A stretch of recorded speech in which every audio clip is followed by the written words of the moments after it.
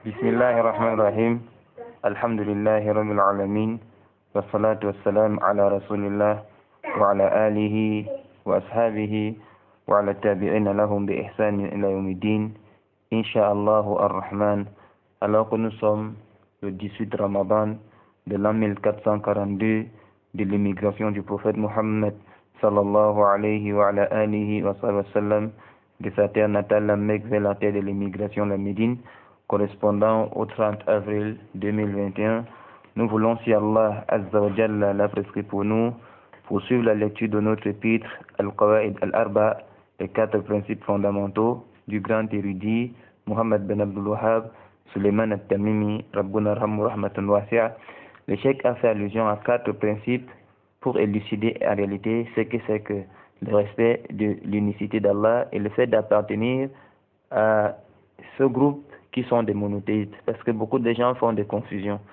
Le simple fait que quelqu'un ait certaines approches dans ses croyances ne signifie pas qu'il est croyant dans le sens premier du terme. L'homme ne peut pas se passer de la croyance.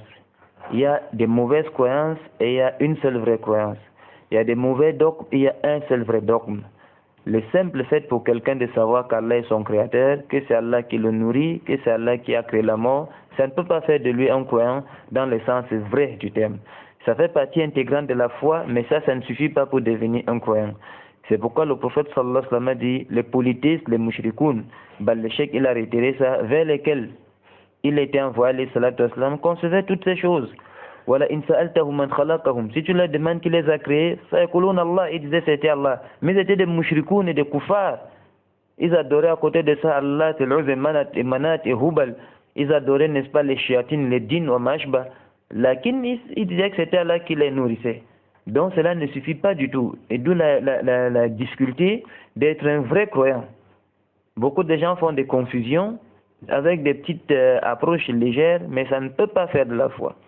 Et maintenant, regardez, on a rappelé ça, ils imposaient quand même qu'on avance dans le questionnement. Vous dites que c'est Allah qui vous a créé, vous dites que c'est Allah qui vous nourrit. Que signifie donc 360 idoles autour de la Kaaba? Ils disaient ces idoles-là sont vraiment des idoles, mais pas indépendantes. Il y a au-dessus de ces idoles une vraie. Nous passons par celle-ci pour atteindre la vraie.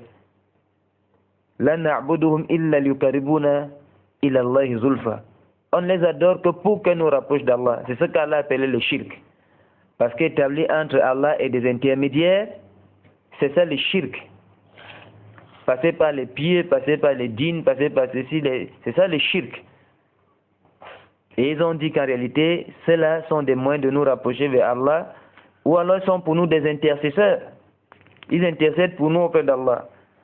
Parce qu'effectivement, l'arbre ne commet pas de péché, dont l'arbre peut nous aider. C'est ça le shirk. C'est pas ça que Shaitan est passé. C'est pourquoi le cheikh dans la suite de la deuxième mukaddima, il dit en réalité il y a 2 sortes d'intercessions. Une intercession valable, une intercession nulle. Quant à l'intercession qui est légiférée, il y a l'ati tutlabu min Allah. C'est celle-là qu'on cherche auprès d'Allah. Et non auprès d'autrui en dehors d'Allah. C'est auprès d'Allah qu'on la trouve cette intercession. Et celui qui intercède a l'honneur de bénéficier de ces privilèges d'intercéder.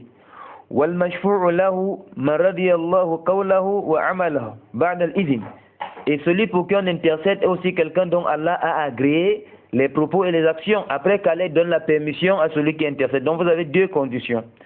C'est pourquoi Allah dit dans le Coran, et qui est-ce qui peut intercéder auprès d'Allah sauf par sa permission? Il faut d'abord la permission d'Allah. Tu ne peux pas te lever pour intercéder parce que l'intercession appartient à Allah. Le grand imam As-Safarini, dans son aqid, a dit qu'il existe 8 sortes d'intercessions. Il y a l'intercession des croyants, l'intercession des prophètes, l'intercession des enfants vertueux. Voilà, les enfants vertueux, ce sont ceux-là qui peuvent être utiles à leurs parents après leur mort. Mais quand ce sont des enfants, tu te retrouves troublé devant ton Seigneur parce que tu n'as pas bâti des hommes.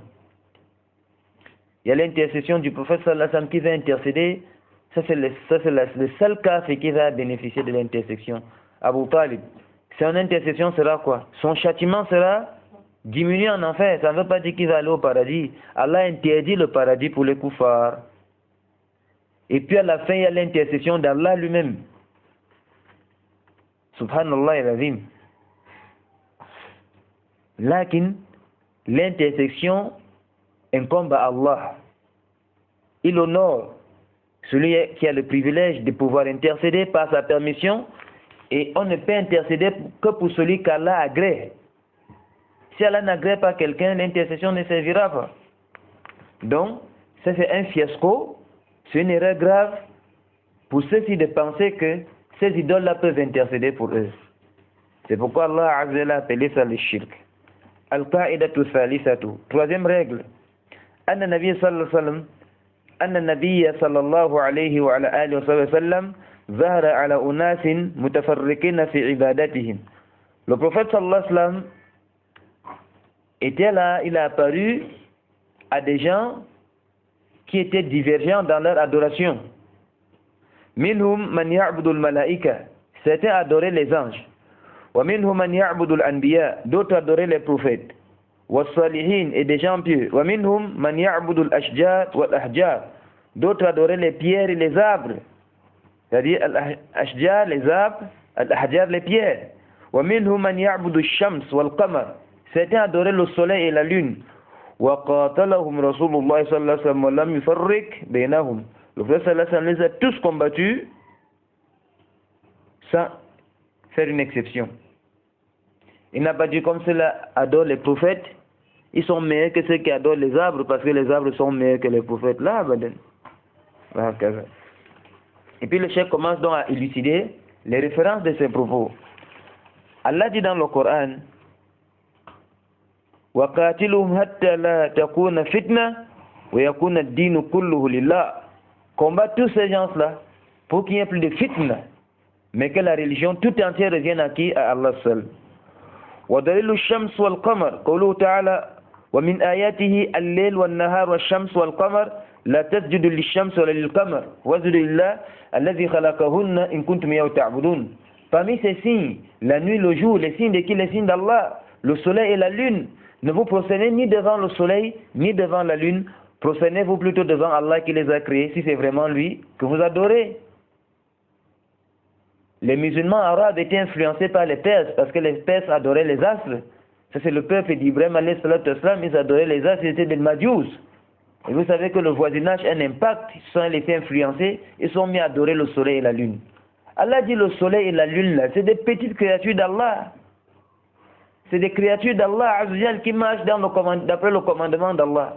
Que d'adorer les créatures, adorer le Créateur. C'est pourquoi Rib'iyun est arrivé devant Arustum, l'empereur perse. Il a vu ce bédouin qui a, n'est-ce pas, le Hamas, le courage. Il confronte les dirigeants. Il trouve les gens assis par terre et tout ça. Il n'adore pas les hommes. Il est venu devant lui. Le pauvre étonné, il dit, Man antum, qui êtes-vous? Il a vu ce bédouin, cet homme de brousse de campagne là, qui a une himma aliya. Il dit, Nanu qawm, ibta'athana Allah, linukhrij an-nas min ibadati al-ibad ila ibadati rabbil ibad. Nous sommes des gens qu'Allah a choisis pour sortir les autres de l'adoration des serviteurs vers l'adoration du Seigneur des serviteurs. C'est Allah seul qui mérite d'être adoré. Donc il ne faut pas adorer le soleil, il ne faut pas adorer la lune. وَدَلِيلُ الْمَلَائِكَةِ. Quant à ceux qui adorent les anges, قَوْلُهُ تَعَالَى وَلَا يَعْمُرَكُمْ أَن تَتَّخِذُوا الْمَلَائِكَةَ وَنَبِيِّينَ أَرْبَابًا. L'envoyé d'Allah ne peut pas vous autoriser de prendre les anges et les prophètes comme seigneurs. Abadan. Ceux-là ne peuvent pas être des seigneurs. La malakun mukarrabun, la malakun mukarrabun, nabiyyun mursal. Ni un ange parmi les anges les plus proches, ni un messager proche d'Allah. Tu ne peux pas. وَأَنَّ الْمَسَاجِدَ لِلَّهِ فَلَا تَدْعُ مَعَ اللَّهِ أَحَدًا. Les mosquées sont érigées pour Allah, n'invoquez personne avec Allah. Ta'ala Allah wa taqaddas. وَدَلِيلُ الْأَنْبِيَاءِ. Et quant à ceux qui adorent les prophètes, وَإِذْ قَالَ اللَّهُ يَا عِيسَى ابْنَ مَرْيَمَ أَأَنْتَ قُلْتَ لِلنَّاسِ اتَّخِذُونِي وَأُمِّيَ إِلَٰهَيْنِ مِن دُونِ اللَّهِ قَالَ سُبْحَانَكَ مَا يَكُونُ لِي أَنْ أَقُولَ مَا لَيْسَ لِي بِحَقٍّ إن كنت قلته فقد علمت تعلم ما في نفسي ولا أعلم ما في نفسك إنك أنت العلام الغيوب. Lorsqu'Allah va confronter Isa ibn Maryam, est-ce que c'est toi qui as demandé aux gens de te prendre toi et ta maman comme des divinités en dehors d'Allah? Il a dit Subhanak, pureté à toi. Il ne m'incombe pas de dire ce dont je n'ai pas de science. Et même si je l'avais dit Allah, tu l'aurais su. Car toi tu connais ce qui est en moi et je ne connais pas ce qui est en toi. Donc, vous voyez le prophète, ça c'est la référence de ceux qui prennent des divinités en dehors d'Allah. Ceux qui adorent Isa. Lakin Allah Azial confronte Isa par rapport à cette réalité. Isa va les désavouer Yom al-Qiyamah. Comme il les a désavoués dans ce monde. Ils adorent Isa. Isa est bari. Parce qu'il y a dans le Coran un verset qui dit qu'Allah va jeter ceux qui adorent et les adorer en enfer. Ils ont dit dans ce qu'on sera en enfer avec Isa. Parce qu'ils adorent Isa. Mais Allah subhanahu wa ta'ala a fait descendre un verset après pour dire non. Pas ceux qui n'ont pas demandé d'être adorés et sont bari. Ben, la première parole que Isa ibn Maryam prononce, la toute première parole, quand il est dans le berceau, la toute première parole, qu'est-ce qu'il dit? Inni Abdullah, je suis l'esclave d'Allah. La toute première parole que Isa ibn Maryam prononce avec sa langue est Inni Abdullah, je suis l'esclave d'Allah. Atiyani al-kitab wa ja'alani nabiyya. Il m'a donné le livre, il a fait de moi un prophète. Atiyani al-kitab wa ja'alani nabiyya. Wa ja'alani mubarakan aina kun. Il m'a rendu béni partout où je suis. Donc la toute première parole, il faut se souvenir de Isa ibn Maryam, Inni Abdullah. Et quand on est esclave, on n'est pas adoré, on est plutôt adorateur. C'est pour qu'il a dit Inna Allah Rabbi wa Rabbukum fa'budu. Allah c'est mon Seigneur et votre Seigneur, adorez-le. Donc tous ceux qui ont pris Isa comme divinité sont hors sujet. Isa est bari, Isa n'est pas les désavouent et leur adoration. Wallahu ta'ala a'la wa a'lam. Wa sallallahu salli wa sallim wa barik ala nabiyina Muhammad wa akhir da'wana alhamdulillahi rabbil alamin. Subhanakallahumma wa bihamdik, ashhadu an la ilaha illa anta astaghfiruka wa atubu ilaik.